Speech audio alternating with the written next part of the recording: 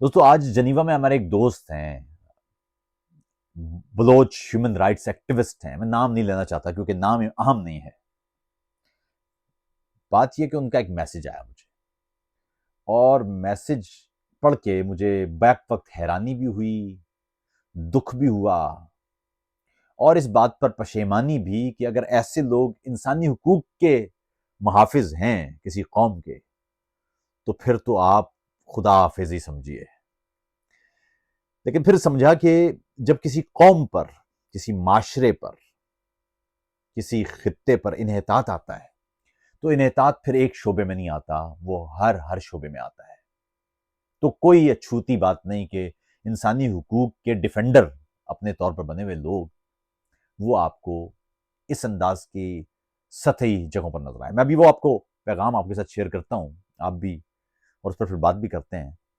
لیکن اس سے پہلے ایک بات بتا دوں کہ پچھلے 70 سال سے پاکستان میں ایک پالیسی ہے، وہ یہ کہ جہاں پر بھی کوئی اختلاف کرتا ہوا نظر آئے تو اس کو آپ نے مخالف گروہ کے ساتھ جوڑنا ہے، یا کسی ایسے گروہ کے ساتھ جوڑنا ہے کہ کسی طرح سے اس پر اعتبار ختم ہو جائے. ہم نے دیکھا کہ پچھلے 70-75 سال سے جس نے بھی ریاستی پالیسیوں پر تنقید کی، اسے کہا گیا وہ غدار ہے، اسے کہا گیا وہ غیر ملکی ایجنٹ ہے، غیر ملکی جاسوس ہے.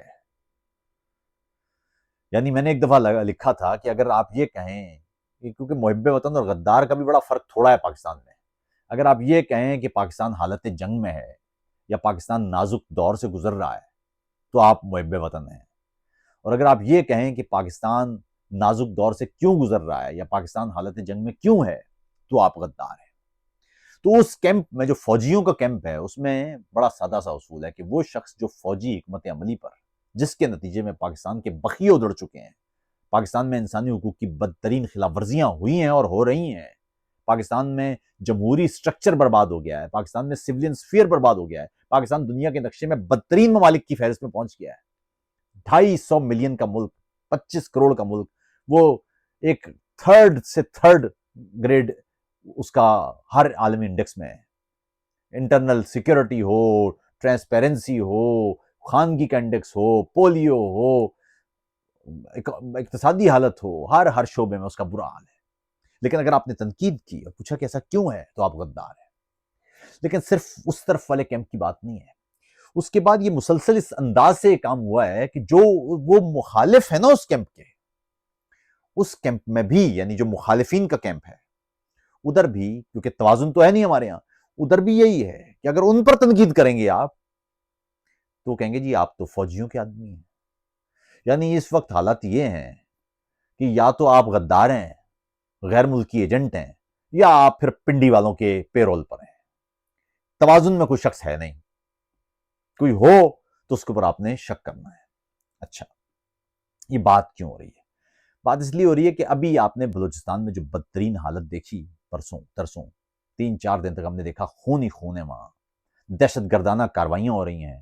ایک دہشت گرد گروہ ہے جو وہاں غیر مسلح لوگوں کو مار رہا ہے. اس کی حمایت میں ایک پورا طبقہ ہے جو یہ کہہ رہا ہے کہ صاحب ٹھیک ہو رہا ہے، پنجابیوں کو مار رہے ہیں، وہ تو فوجیوں کے ہی لوگ ہیں.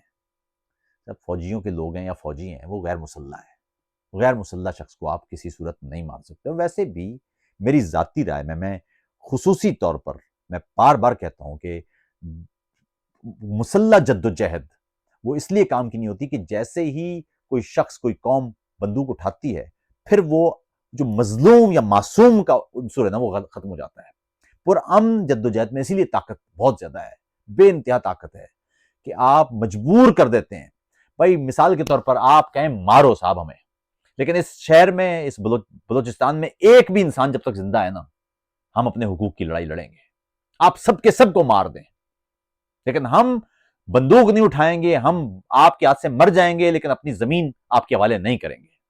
آپ ماریں ہمیں تو دیکھیں دنیا پوری آپ کے ساتھ کھڑی ہو جائے گی.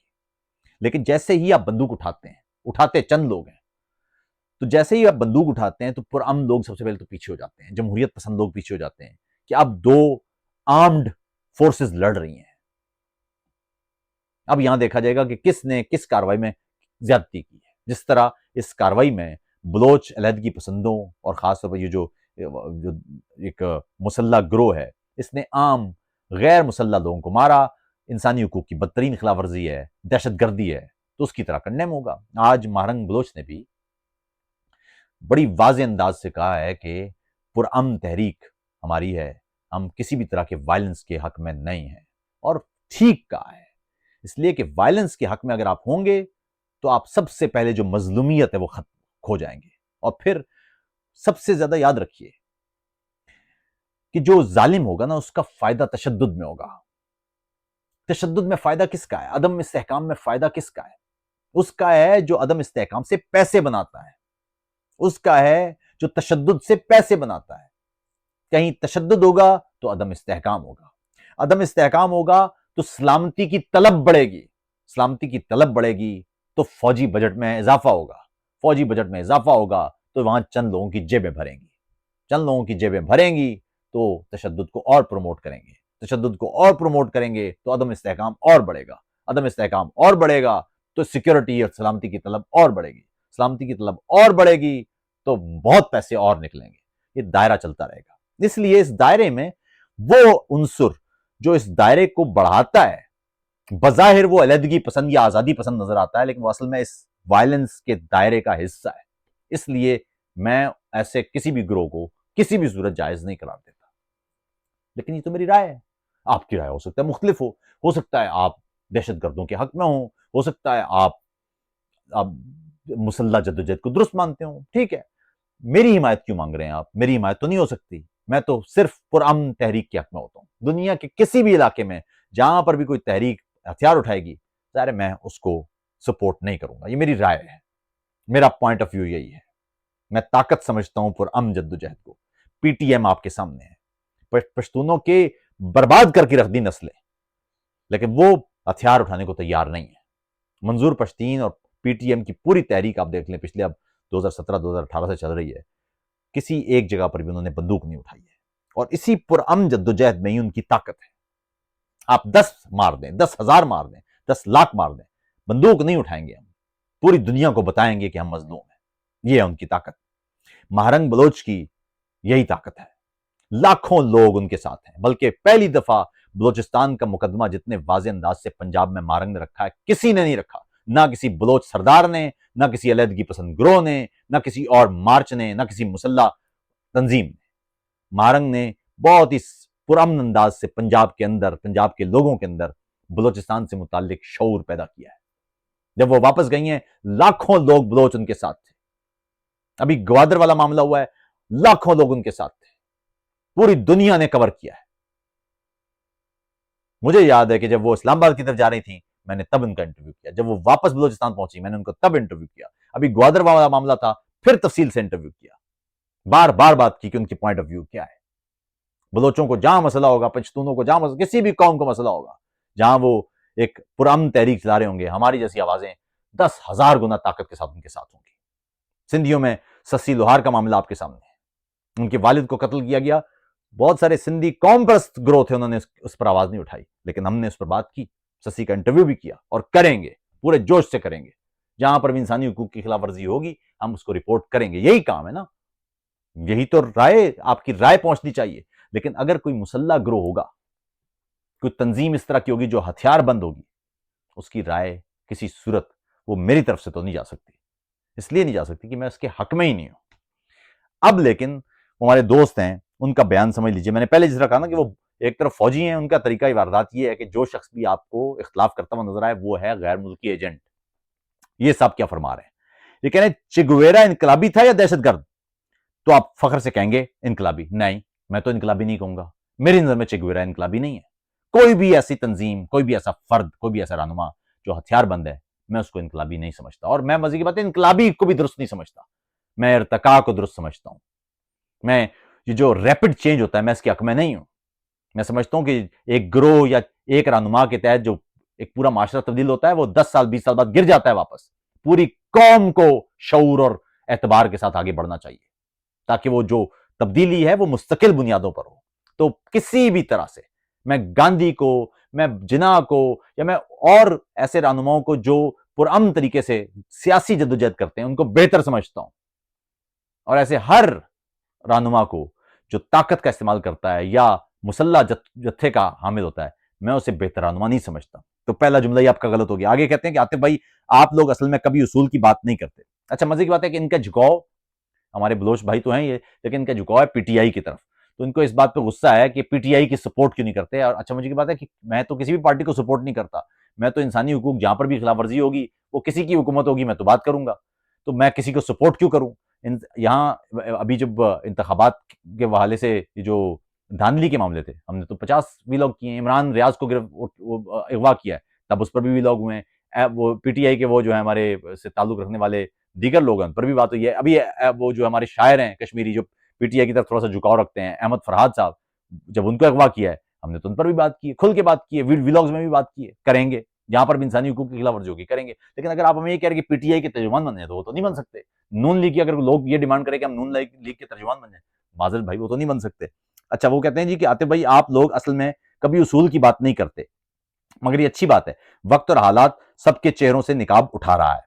آپ کا کوئی نظریہ نہیں اور شاید آپ اس لائق نہیں کسی کو اپنی باتوں سے قائل کر سکیں. پاکستان خصوصی طور پر پنجاب کی بدقسمتی ہے کہ زیادہ تر صحافی اور اس طرح کے زبردستی کے دانشور اپنے اپنے سیاسی پارٹی مفادات سے چپکے ہوئے ہیں. جب نواز شریف حکومت میں نہیں ہوتا تو یہ لوگ حقیقت پسند بن جاتے ہیں، جب نواز شریف حکومت میں آتا ہے تو یہ لوگ حقیقت کے برعکس پنجابی اسٹیبلشمنٹ کے ترجمان بن جاتے ہیں. ان کو معاشرے سے کوئی لینا دینا نہیں ہے، چاہے وہ ابصار عالم ہو، عمر چیمہ ہو، یا کوئی اور بہت سے لوگ عیاں ہو چکے ہیں. کسی بھی انسان کا قتل قابل مذمت ہے، مگر آزادی کی جنگ لڑنے والے لوگوں کا موقف کو رد کر کے پاکستانی پنجابی اسٹیبلشمنٹ کے بیانیوں کو یک طرفہ بیان کرنا یہ کوئی جرنلزم تو نہیں ہے. آپ لوگوں کو کوئی ٹویٹر پر جواب دے تو آپ لوگ بھاگ جاتے ہو، بلاک کرتے ہو. یہ ان کا، یہ ایک ہمارے انسانی حقوق کے بلوچ ہیومن رائٹس ایکٹیوسٹ کا بیان ہے. اس سے آپ اندازہ لگائیے کہ اس سطح کے لوگ، وہ اگر آپ انسانی حقوق کے مقدمات لڑ رہے ہیں تو اس قوم کی کتنی بدقسمتی ہے. میں آپ کو صرف افسوس کر سکتا ہوں. پہلی بات تو یہ ہے کہ پنجابی اسٹیبلشمنٹ یا فوجی اسٹیبلشمنٹ، اس کے ترجمان وہ دستور کی بالادستی کی بات نہیں کرتے. ہم کہتے ہیں کہ پاکستان کی فوج ہو یا کوئی بھی ادارہ ہو، وہ کانسٹیٹیوشن کے نیچے کام کرے. کسی سے کوئی لڑائی نہیں ہے، کسی ادارے، کسی محکمے، کسی دفتر سے کوئی لڑائی نہیں ہے. ہم چاہتے ہیں کہ پاکستان میں تمام کے تمام قانون کے نیچے، دستور کے نیچے کام کریں تاکہ یہ ملک آگے بڑھے. دستور کے نیچے کام کریں گے تو اکاؤنٹیبل ہوں گے، جواب دینا ہوگا. بس یہ لڑائی ہے. عاطف صاحب آپ بدل گئے ہیں. کیا بدلے ہیں بھائی؟ 1999 میں پہلی نظم سے لے کے آج تک ایک ہی بات کر رہے ہیں. پاکستان میں کانسٹیٹیوشنل سپریمیسی لے کے آئے ہیں. پنجاب سے لے کے بولان تک، مکران تک، اور پشاور سے لے کے کراچی تک تمام کے تمام اقوام کو ایک جیسا ٹریٹ کیا جائے. فوج سپریمیسی ختم کرے، سولین بالادستی ہونا چاہیے. معلوم نہیں کیا بدل گیا ہے. بدل صرف یہ گیا ہے کہ عمران خان کی بھائی ہم حمایت نہیں کرتے. میں عمران خان سمیت ہر اس طاقت کو جو مکالمے پر، سیاسی مکالمے پر یقین نہیں رکھتی، اختلاف کے لیے جگہ نہیں رکھتی، اپنے ہر مخالف کو چور ڈاکو کہہ کے الگ کرنے کی کوشش کرتی ہے، میں اس کو ٹھیک نہیں سمجھتا. یہ میری ذاتی رائے ہے. میں سمجھتا ہوں کہ ہر وہ پولیٹیکل طاقت جو آمریت چاہتی ہو ملک میں، جو یہ چاہتی ہو کہ پاکستان میں پولیٹیکل ڈائلاگ نہ ہو، جو ریکنسلیشن کو یعنی مفاہمت کو وہ گالی سمجھتی ہو، میں ذاتی طور پر اس کے ساتھ نہیں ہوں. لیکن اس کا مطلب یہ کیسے آپ نے کر لیا بھائی کہ ہم اسٹیبلشمنٹ کی لائن لے رہے ہیں؟ اسٹیبلشمنٹ کی تو لائن نہیں لے رہے، نہ لے سکتے ہیں. ہم کسی کی بھی لائن نہیں لے رہے. سادہ سی بات ہے، پاکستان میں کانسٹیٹیوشنل سپریمیسی ہونا چاہیے، پاکستان میں ہیومن رائٹس وائلیشن نہیں ہونا چاہیے، پاکستان میں دستوری گارنٹیز ہر شخص کے لیے ہونا چاہیے. اور دوسرا، کسی بھی سیاسی رہنما کی پسند یا ناپسند اس کے سیاسی نظریے کے تحت ہوگی. آپ دیکھیں گے کہ کون سا نظریہ ہے اس کی حمایت کی جانا چاہیے یا نہیں کی جانا چاہیے. میں بہت دفعہ بات کر چکا ہوں، عمران خان کی حمایت کرنا یا مخالفت کرنا اس کے اچھے چہرے، اچھے لباس کے تحت تو نہیں ہوگا. بتائیں گے کہ کیا بیچ رہے ہیں آپ، بیچیے نا. عمران خان کیا کہہ رہے ہیں؟ اگر وہ یہ کہہ رہے ہیں کہ پاکستان میں سولین سپریمیسی لائیں گے ہم، پھر تو سمجھ میں آتا ہے. وہ کہیں گے کہ پاکستان کو پارلیمانی جمہوریہ بنائیں گے، وہ تو یہ نہیں کہہ رہے. وہ کہتے ہیں کہ پاکستان میں صدارتی نظام آ جائے گا. وہ کہتے ہیں کہ فوج نیوٹرل نہیں ہوتی. فوج کبھی وہ کہتے ہیں فوج نیوٹرل ہو جائے، کبھی وہ کہتے ہیں فوج نیوٹرل نہیں ہوتی کیونکہ نیوٹرل تو جانور ہوتا ہے. وہ کبھی کہتے ہیں کہ ہم پولیٹیکل پارٹی سے بات نہیں کریں گے، ہم فوج سے بات کریں گے، ہم طالبان سے بات کر لیں گے لیکن سیاسی جماعتوں سے بات نہیں کریں. کوئی نقطہ نظر تو ہو بھائی، کس پہ ساتھ دینا ہے ہم نے؟ خیر، اہم بات لیکن یہ ہے کہانی. جس طرح وہ فوجیوں نے رکھا ہوا ہے ایک جملہ کہ جو ہم پر اختلاف کرے گا وہ غدار ہو جائے گا، اسی طرح یہ ہیومن رائٹس ایکٹیوسٹ ہیں جو قوموں کے مقدمے لڑ رہے ہیں. انحطاط آپ کے سامنے ہے. اس سے آپ خود اندازہ لگائیے کہ کسی قوم کے لیے کتنی بدقسمتی کی بات ہے کہ اس کے انسانی حقوق کے جو محافظ ہیں ان کی ذہنی حالت یہ ہے. باقی آپ خود سوچ لیجئے. اچھا انہوں نے ایک اور کہا جی کہ آپ وہ پہلے تو آپ نام لیتے تھے جرنیلوں کے، ہم تو ابھی بھی نام لیتے ہیں صاحب، کیونکہ نام امپورٹنٹ ہی نہیں ہے. وہ باجوہ ہوں کہ وہ عاصم منیر ہوں، وہ فیض ہوں کہ وہ ندیم انجم ہوں، یہ امپورٹنٹ نہیں ہے. امپورٹنٹ یہ ہے کہ پاکستان میں کوئی بھی جرنیل ہو وہ کانسٹیٹیوشن کے نیچے کام کرے. اس میں کیا لڑائی ہے؟